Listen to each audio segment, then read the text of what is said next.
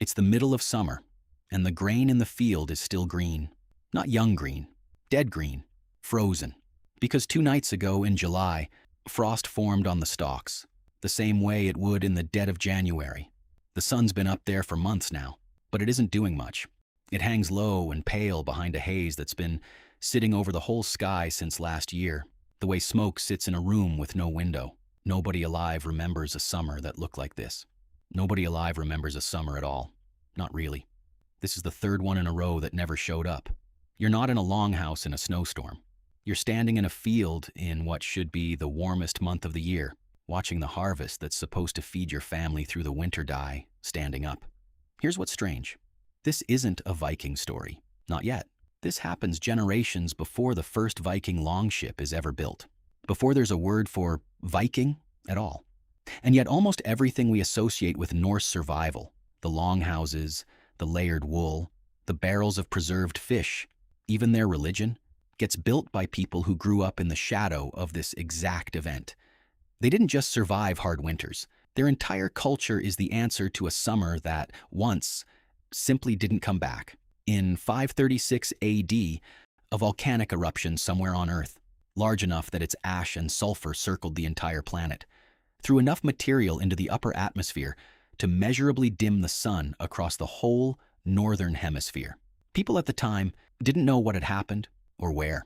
They just knew the sky had changed color and stayed changed. Then, 4 years later, in 540 AD, a second eruption hit before anything had recovered from the first. Together, the two events opened a stretch scientists now call the Late Antique Little Ice Age. And ice cores pulled from Greenland and Antarctica marked the decade that followed as one of the worst stretches for human survival ever physically recorded anywhere on the planet. Scandinavia may have taken the hardest hit of any region on Earth. Archaeologist Frode Iversen has documented farm sites in Rogaland, Norway, showing an 87% decline between the migration period and the period right after, meaning roughly 7 out of 8 farms in the region simply stop showing signs of habitation. Burial finds from the same window drop by at least 90%, which is its own quiet kind of evidence. Fewer graves eventually means fewer people left to dig them. In Sweden, researchers estimate up to half the population of Mälardalen, Öland, and Gotland may have vanished, with nearly half of all buildings abandoned outright. Parts of northern Sweden may have been left completely empty of people. Summer temperatures dropped 3 to 4 degrees, enough that in Russia, cold snaps were severe enough to freeze frost directly inside living trees, in the middle of what should have been the growing season. Grain rotted on the stalk even in years it technically matured. There wasn't enough surviving hay to feed the animals that were supposed to carry everyone through the winter after. This is, by a wide margin, the single worst documented environmental disaster to hit Scandinavia in the archaeological record. And it happens roughly 250 years before the raid on Lindisfarne, the event most textbooks use to mark the start of the Viking Age. So here's the question that actually matters for this video. Does a catastrophe like that just disappear once the ash clears and the crops come back? Or does something that severe leave a mark that outlasts the people who lived through it? Historian Bo Gräslund at Uppsala University thinks he found the answer sitting in plain sight inside Norse mythology the entire time.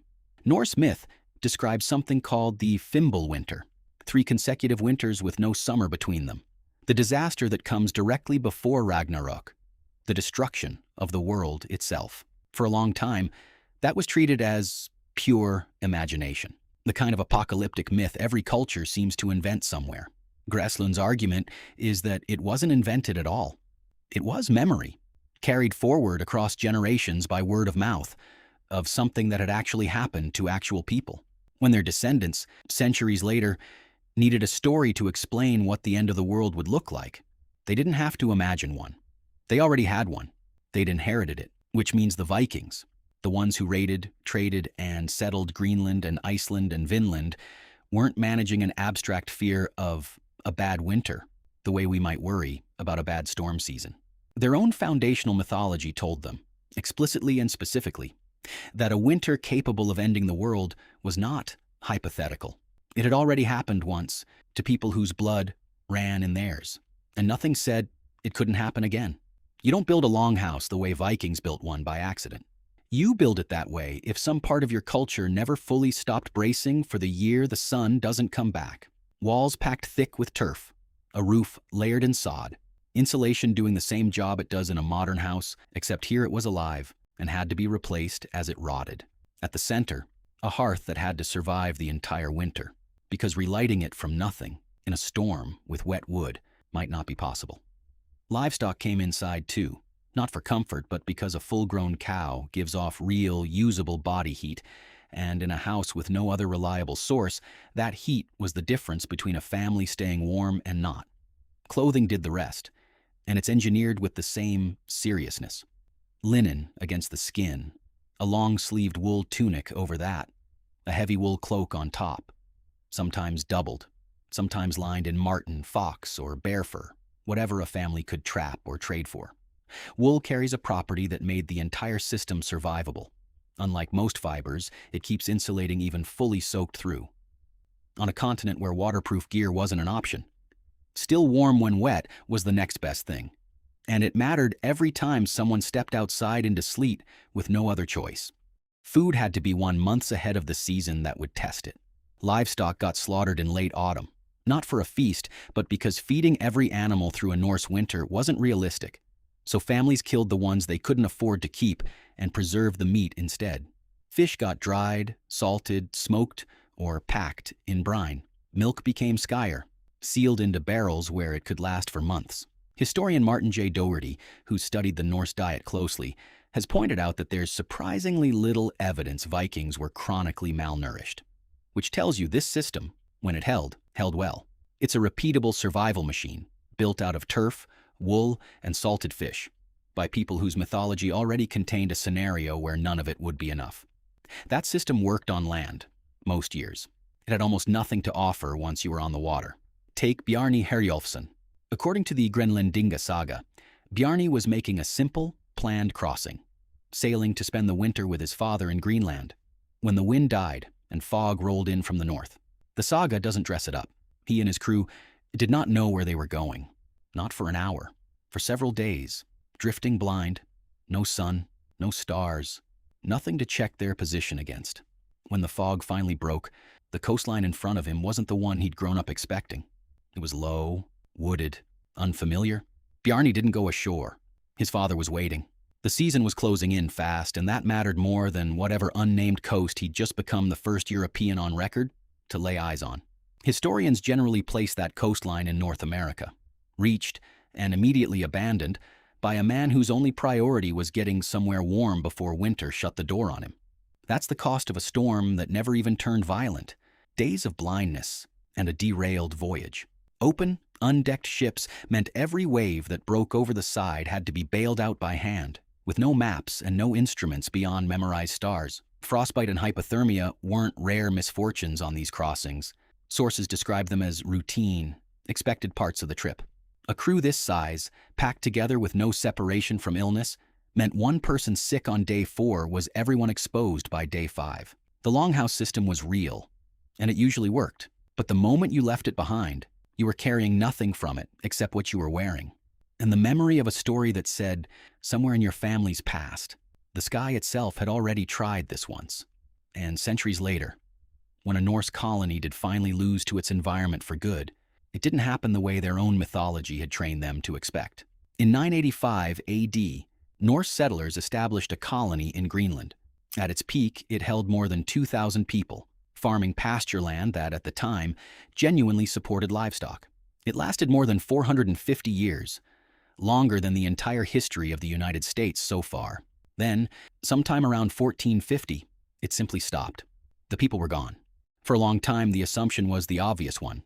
The cold came back, the way it always threatened to, and this time, it won.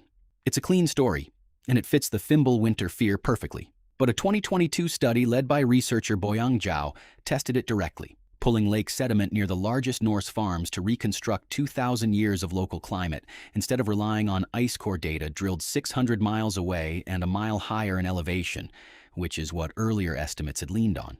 The result complicates everything. Temperatures at the actual settlement barely moved.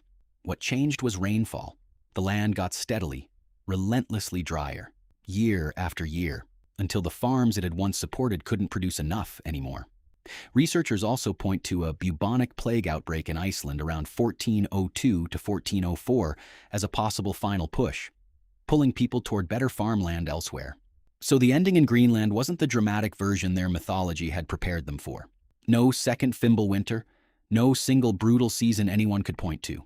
It was worse in a quieter way. Hundreds of years of a system slowly failing, a little more each year, until there was no one left to notice it had failed completely.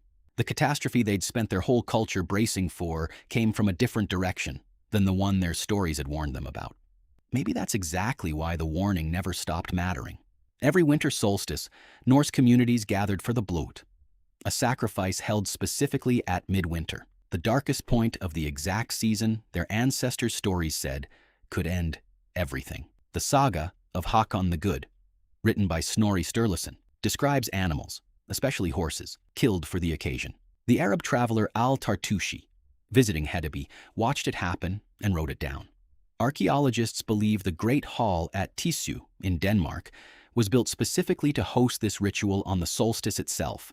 Blood caught in bowls and spread over the altar and the gathered people, the meat then cooked and shared.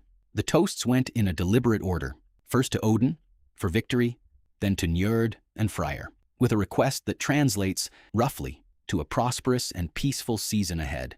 A direct practical ask, spoken out loud, every single year, at the exact moment the darkest stretch of winter was beginning. So, how do you survive 3 years with no summer? Most Vikings alive during the actual Viking Age never had to answer that question directly. The disaster that mattered most to their culture had already happened, generations before, to ancestors most of them could no longer name. What they inherited instead was the answer built in its shadow. Longhouses engineered like fortresses against a sky that couldn't be trusted. Wool that kept working even soaked through. Food preserved months ahead against a hunger that was never entirely hypothetical.